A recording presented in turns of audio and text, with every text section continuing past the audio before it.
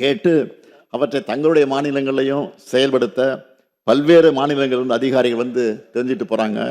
ஏன் நம்மளோட திட்டங்களை ஒன்றிய அரசை அடாப்ட் பண்ணி நாடு முழுக்க செயல்படுத்துகிறாங்க. நம்ம விமர்சிக்கிற ஆளுநருக்கு இதெல்லாம் மட்டும் தெரியாமல் இருப்பது தான் வியப்பாக இருக்குது.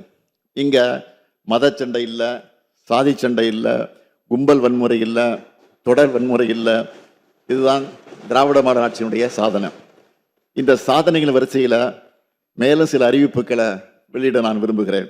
முதல் அறிவிப்பு, கலைஞரின் கனவு இல்ல திட்டத்தின் கீழ் ஏற்கனவே 2 லட்சம் வீடுகள் உருவாகி இருக்கக்கூடிய நிலையில் மேலும் புதிதாக 3500 கோடி ரூபாய் மதிப்பீட்டில் 1 லட்சம் வீடுகள் கட்டப்படும்.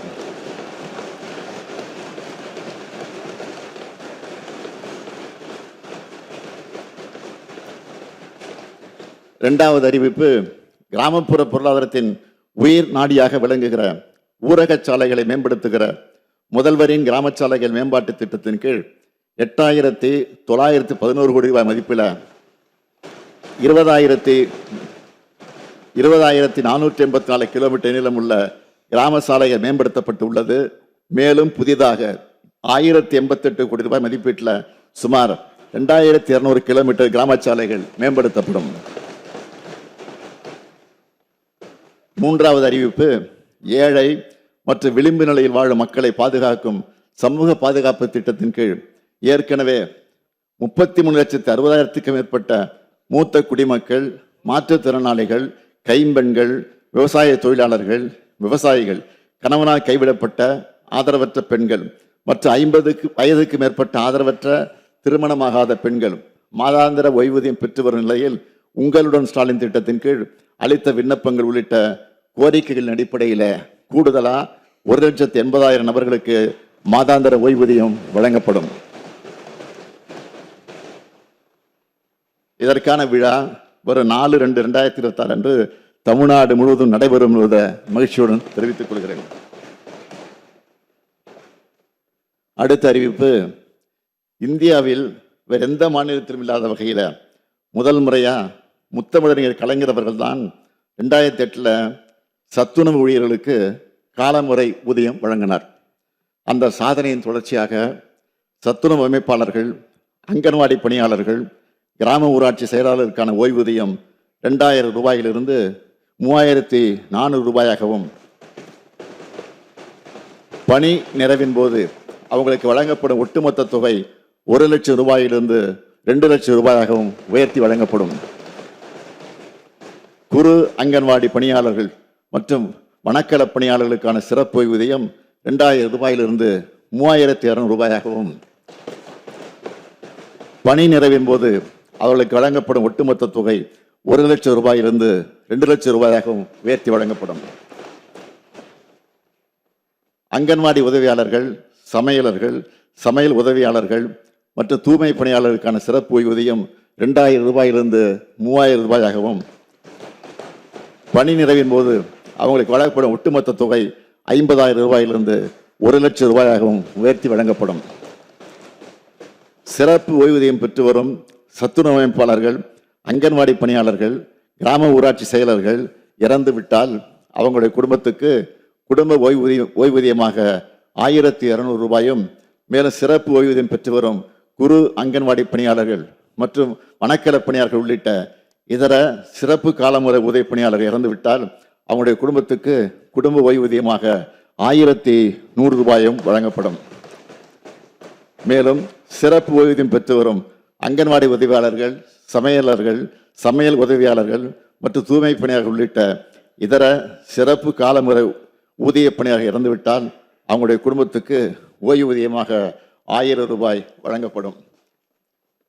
சிறப்பு ஓய்வூதியம் பெற்று வரும் மேற்கூறிய பணியாளர்கள் உயிரிழக்க நேரிட்டால் இறந்த பணியாளர்கள் இறுதிச் சடங்கு செலவினங்களுக்காக 20,000 ரூபாய் வழங்கப்படும்.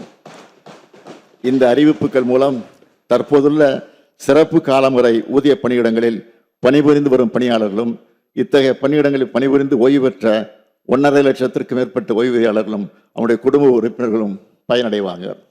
அடுத்த அறிவிப்பு, அரசு பள்ளிகளில் பகுதி நேர ஆசிரியர்களாக பணிபுரிந்து வரும் ஆசிரியர்கள் தங்களுடைய பல்வேறு கோரிக்கைகளை வலியுறுத்தி போராட்டத்தை நடத்தி கொண்டிருக்கிறாங்க.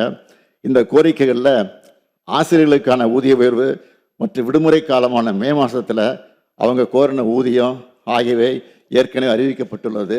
அவங்க அடுத்த முக்கிய கோரிக்கையான நிரந்தர பணி நியமனத்தை பொறுத்த வரைக்கும் ஒரு அறிவிப்பை நான் வெளியிடுகிறேன். அரசு பள்ளிகளில் காலியாக இருக்கக்கூடிய நிரந்தர ஆசிரியர் பணியிடங்களில் பகுதியினர் ஆசிரியர்கள் நியமனம் செய்யப்பட ஏதுவா, இதற்கான தேர்வுகளில் பகுதியினர் ஆசிரியர்களின் பணிக்காலத்தை அடிப்படையாக கொண்டு அவங்களுக்கு சிறப்பு மதிப்பெண் அளிக்கப்படும். இதற்கான ஆணைகள் விரைவில் வெளியிடப்படும்.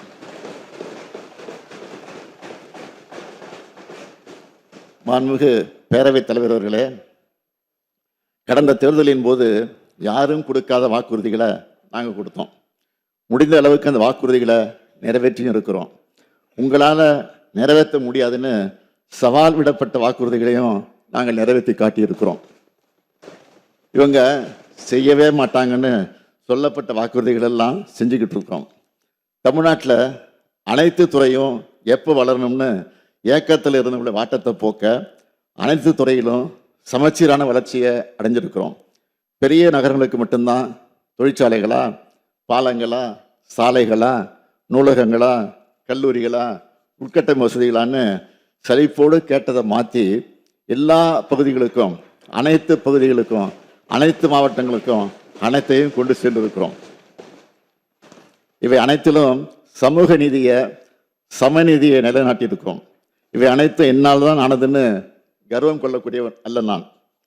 மூத்த அமைச்சர்கள், நம்முடைய துணை அமைச்சர் உள்ளிட்ட அமைச்சரின் பங்களிப்பு இல்லாமல் இதை நான் செயல்படுத்தி இருக்க முடியாது. ஆக்கபூர்வமான ஆலோசனை வழங்கிய இங்கே இருக்கக்கூடிய சட்டமன்ற உறுப்பினர் இல்லாமல் இதெல்லாம் சாதனையான படைச்சிருக்க முடியாது. அது மட்டுமல்ல, தலைமைச் செயலாளர் தொடங்கி காவல்துறை உள்ளிட்ட அனைத்து அரசு துறை அதிகாரிகள், அனைத்து நிலையிலும் பணியாற்றக்கூடிய ஊழியர்கள் வர அனைவருடைய பங்களிப்பும் இதில் இருக்குது. தமிழ்நாட்டின் கடைகோடி மனிதருக்கும் எல்லா திட்டங்களும் சென்று சேர்வதை உறுதி செய்கிறோம். ஊர்கூடி தேர்வுக்குறதுன்னு சொல்லுவாங்களே, அதே போல் அரசின் ஒவ்வொரு அணுவும் மக்களுக்காக செயல்படுற காரணத்தால்தான் சாத்தியமாச்சு. எனக்கு உயிரும் உணர்வுமாக இருந்து என்னை இயக்கிக் கொண்டிருப்பது திராவிட முன்னேற்ற கழகத்தின் கோடிக்கணக்கான உடன்பிறப்புகள் தான்.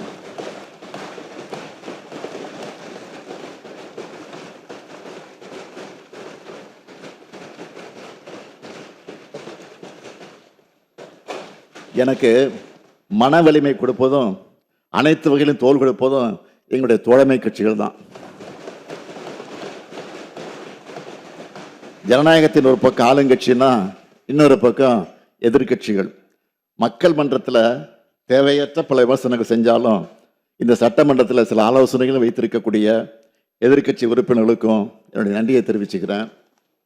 கனிவான நேரத்தில் கனிவாகவும், கண்டிக்க வேண்டிய நேரத்தில் கண்டிச்சும் ஆசிரியராகவே செயல்பட்ட பேரவைத் தலைவர்களுக்கும் நன்றி. துணைத் தலைவர், பேரவை செயலாளர் உள்ளிட்ட அனைவருக்கும் நன்றி தெரிவிச்சுக்கிறேன். மாண்புமிகு பேரவைத் தலைவர் அவர்களே, இந்த ஆளுநர் உரைக்கு நன்றி தெரிவிக்க தீர்மானத்தின் மீது 17 உறுப்பினர்கள் பேசியிருக்கிறாங்க. 5 உறுப்பினர்கள் 58 திருத்தங்களை வழங்கியிருக்கிறாங்க. இந்த அரசுக்கு உதவுற வகையில் பல்வேறு ஆக்கப்பூர்வமான ஆலோசனைகளையும் விமர்சனங்களையும் தெரிவிச்சிருக்கிறாங்க. அதே போல் சில கோரிக்கைகளையும் முன் வச்சிருக்கிறாங்க. அவை அனைத்தும் அமைச்சர்களுக்கு அனுப்பி வைக்கப்பட்டு உரிய நடவடிக்கை எடுப்பதற்காக முயற்சி மேற்கொள்ளப்படும். உங்களுடைய ஆலோசனைகளை கருத்திலே கொண்டு அதில் நியாயமான கோரிக்கைகளை இந்த அரசு உறுதியாக நிறைவேற்றும். எனவே இந்த விளக்கத்தை ஏற்றுக்கொண்டு மாண்புமிகு உறுப்பினர்கள் தங்களுடைய திருத்தங்களை திரும்ப பெற்றுக்கொண்டு ஆளுநர் உரைக்கு நன்றி தெரிவிக்கும் தீர்மானத்தை நிறைவேற்றி தர வேண்டும் என்று கேட்டுக்கொள்கிறேன். மாண்புமிகு பேரவைத் தலைவர்களே, இந்த பேரவைக்கும் நாட்டுக்கும் நாட்டு மக்களுக்கும் நான் சொல்வது ஒன்றுதான். நான் இந்த 5 ஆண்டு காலத்தில் எனக்கும் என் மனசாட்சிக்கு கட்டுப்பட்டு தினந்தோறும் திட்டங்களை தீட்டி உழைச்சிருக்கிறேன். இன்னும் உழைக்க காத்திருக்கிறேன். இந்த 5 ஆண்டு கால உழைப்பையும் வளர்ச்சியையும் பார்த்து அடுத்த 5 ஆண்டுகளுக்கும் திராவிட மாடல் ஆட்சி தான் தொடரணும்னு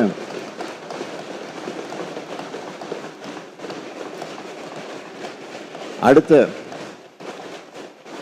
5 ஆண்டுகளுக்கும் திராவிட மாடல் ஆட்சி தான் தொடரணும்னு தமிழ்நாட்டு மக்கள் முடிவு பண்ணிட்டாங்க. எனக்கு என்னை விட தமிழ்நாட்டு மக்கள் மேல கூடுதலான நம்பிக்கை இருக்கு. உறுதியா சொல்றேன், நாங்கள் தான் மீண்டும் வருவோம். நாங்கள் தான் மீண்டும் வருவோம். மீண்டும் மீண்டும் வருவோம். மீண்டும் வெல்வோம். மீண்டும் செல்வோம். மீண்டும் வெல்வோம். மீண்டும் வெல்வோம். நன்றி.